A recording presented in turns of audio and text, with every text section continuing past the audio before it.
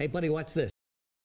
Hello, Regis Kilbin is the name, and Hearthstone is the game, and these are the 10 best Goblins versus Gnomes cards.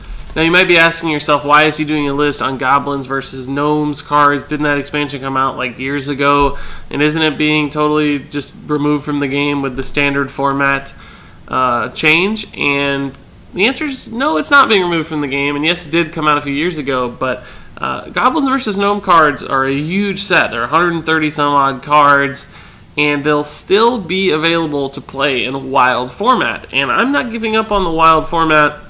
I think a lot of people will be playing it and trying to craft cards that fit their decks, and they'll want to know the strongest kinds of cards in each of these old expansions. So I think it's still helpful to discuss the best Goblins versus Gnomes cards to help you make decisions about crafting. Plus, of course, it's just a lot of fun to look through old expansions and kind of identify and remember some of the best and most enjoyable cards from the set. So with that said, let's go ahead and jump right into the list, starting with number 10, the 10th best card from Goblins versus Gnomes. I think it is the Shaman spell, Crackle. This 2-mana spell features a lot of RNG. It's a very random effect in that it does something between 3 and 6 damage when you cast it. You'll note that's actually 4 separate options: 3 damage, 4 damage, 5 damage, 6 damage, meaning you have a 25% chance to land on any of those given things and a 25% chance to do maximum damage of 6, of course. It also has an overload of 1, which means it kind of costs about 3 mana in essence for 6 potential damage, which is pretty scary good when it rolls high, but also pretty bad when it only does 3 damage, because that's much worse than something like a Frostbolt, for instance. But Crackle has been prominently featured mostly in aggressive aggro-style Shaman decks, which did dominate the latter for a short while, but also shows up in various other kinds of Shaman just because it has some utility as a face damage, burst spell, and as minion removal too. So a lot of people have died to Crackles, much like it's pictured in the art with a lightning bolt jumping through their head. Unfortunately, a lot of games have been lost on low Crackle rolls as well, but that doesn't make it a bad card necessarily, just an inconsistent one. But still one of the best, if not the best, Shaman card from the entire Goblins vs. Gnomes expansion. So let's move on to the number 9 card, which is actually a priest card by the name of Light Bomb. This is really one of the game's strongest area of effect removal spells. It deals damage to each minion equal to that minion's attack. So anything that has balanced stats like a 5/5, 7/7, etc. will be killing itself instantly thanks to Light Bomb. And of course, a lot of the game's biggest, scariest stuff has an attack equal to or higher than its health. So Light Bomb does remove many difficult things, including Dr. Boom completely. And of course, Light Bomb is featured in tons of different control style priest decks just because it is so strong in regards to that removal. Unfortunately, a lot of people will be lamenting the loss of Light Bomb in standard format because it is such a powerful removal spell, and so far priest doesn't look like it's going to be getting anything new from Whispers of the Old Gods to match it in effect. So I expect this one will definitely still feature prominently in priest control decks once standard format rolls around and people play this in wild format, just to remember the good old days of Light Bomb dominance. Moving on to the 8th best card, it belongs to Mage. And even though they got a lot of good ones with Goblins versus Gnomes, I think it's Unstable Portal that reigns supreme for Mage. This 2-mana spell, of course, is all about randomness. You add a random minion to your hand. It's any minion, not just mage minions, but neutral minions alike, legendaries. It's all up for grabs, and that minion costs 3 less. So sometimes, of course, you will unfortunately get the Wisp. So you spent 2 mana to get a Wisp, which is a very bad play, but there will also be times you get the Tyrian Forging, which you can play on turn 5, which will straight up win you games. So Unstable Portal has the potential to make huge tempo plays since there is a 3 cost reduction and it only costs 2. It also has the potential to stretch out your deck and give you amazing cards that you would otherwise never have access to that can both surprise your opponent and just give you more total value from your deck. So great in Tempo Mage, great in various kinds of mid-range mages that have existed throughout the years. Just an overall incredibly powerful and swingy style card that's maybe the most fun card in the game to boot. So let's move on to number 7 and a warrior card by the name of Shield Maiden. This 6 mana 5/5 is really just kind of the workhorse of control style warrior decks. For 6 mana you get a really solid body and a 5/5, and of course the battle cry as well that gives you 5 armor. So this is like a really awesome antique Healbot, right? It gives you some extra health, it gives you a really solid body on the board, it combos nicely with things like Shield Slam, and it's great for control warriors who want to live forever and rack up tons of health. So it's good on turn 6, it's good as a late game save. It's just a reliable, consistent, super valuable card that has been a staple in Control Warrior decks ever since it's arrived. And of course, Control Warrior has been a staple deck since the history of, since the beginning of Hearthstone. So Shield Maiden fits right in and is really a perfectly designed card for the class as far as I'm concerned. Moving on to the 6th best card from Goblins versus Gnomes.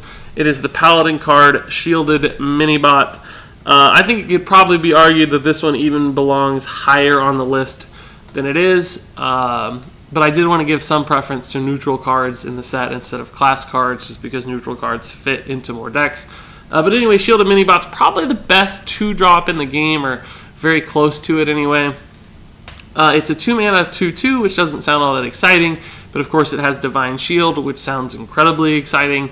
So it trades so effectively into so many things. It's very difficult for opponents to remove, particularly on turn 2 when it's most often played. It combos so nicely with a ton of different Paladin buff cards, which makes it an even bigger threat. It's a mech, so there's some mech synergies, even though it hasn't been utilized a ton in Paladin decks. It's just got so many different things going for it. It's kind of a scourge on the ladder. Like, people hate it, Paladin players love it, but everybody else hates it. So a lot of people will be glad that it's leaving the standard format, because Paladins will have to find a better 2-drop to replace it. So Shielded Minibot has ruined a lot of lives and dreams and Hearthstone hopes, but it's an awfully good card. But it's actually not the best Paladin card as far as I'm concerned.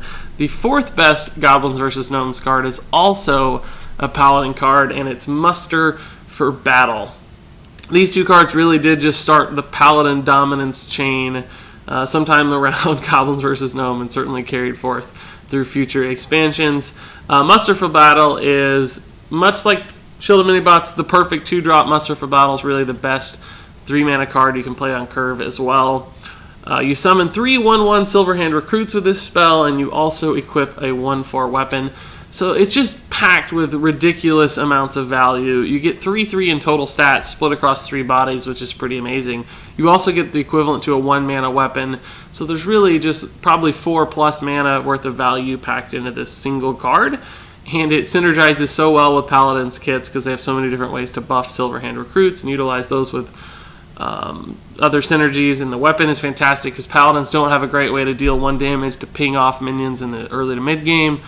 So it gives them that resource as well. It's just the dream card. It's perfect on curve. It's solid in the late game to help you refill your board as well. And it's just so much value in a single card, and certainly the best Paladin card and one of the best Goblins vs. Gnome cards from the set. So moving on to the number 3 card from Goblins vs. Gnomes. It is the 5-mana Antique Healbot. This is really the best and only neutral heal in the game that matters. There's also, of course, Earthen Ring Farseer, which is pretty similar to Antique Healbot in a lot of ways, since they're both 3/3s that heal. But the difference between a 3 health heal from Earthen Ring Farseer and the 8 health heal of Antique Healbot is incredibly significant, particularly since it only costs 2 mana for the 5 extra health. This is really the anti-aggro card, the board stabilization card, the screw your aggro deck, I'm going to survive and outlast you in the late game card. So it fits into so many different kinds of decks. All the late game control style decks can find an excuse to run Antique Healbot to help them stabilize and recover and win the game in the long run as opposed to the short run. There's some mech synergy as well, but that's rarely utilized. This one's really just all about the heal, and it's really has changed the meta in significant ways since its release, and I'll be sad to see it go in standard format because so far there aren't any replacements that quite live up to the power of Antique Healbot.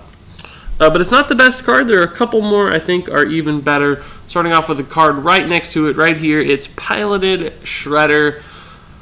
Everybody knows and probably hates Piloted Shredder to some extent. Not only is it incredibly valuable in what it accomplishes as a 4-mana 4/3, that's pretty solid to start with, but it also has the Death Rattle, of course, summon a random 2-cost minion. So you get a solid threatening body on the first half of this card, and you also get a really good, potentially really good minion on the second half of this card thanks to the Death Rattle as well. So there's no downsides hardly to Piloted Shredder other than the occasional Doomsayer that ruins your board. But even then, sometimes the opponent gets that Doomsayer and saves your day. So Piloted Shredder, we all love to hate it, but it's an incredibly strong card that basically fit its way into every single deck in the metagame for a while and still gets played in countless decks because it's the perfect 4-drop. It's an ultimate mid-range minion. It can do so many different things. It has mech synergies. It's threatening in aggro decks. It's great in defensive decks too. It's just the ultimate 4-drop. But it's not actually the best Goblins versus Gnomes card. I think there's one more, and you probably won't be surprised by this one. I think Dr. Boom has made has made the #1 spot in like 5 different top 10 lists I've done, and here he is again in the #1 slot. It's Dr. Boom. I'm not going to talk about him all day. He's ultimate 7/7 for 7 with boom bots to spare that are amazing as well. Perfect 7-drop on curve, perfect card anytime you can play it, incredibly difficult for people to deal with, and packed with value. He's far and away the best card from Goblins versus Gnomes, and I don't think anybody's going to be sad to see him leave the game for Standard format, but I'm sure he'll still dominate a lot of people in Wild format and make the cut on virtually every list in existence in Wild format as well. So I'm sure those of us that play Wild format will still hate Dr. Boom from time to time, but play him ourselves, of course.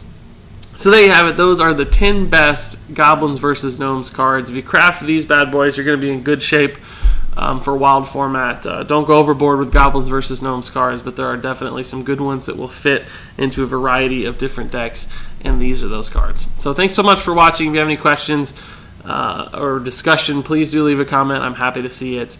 And until next time, game on.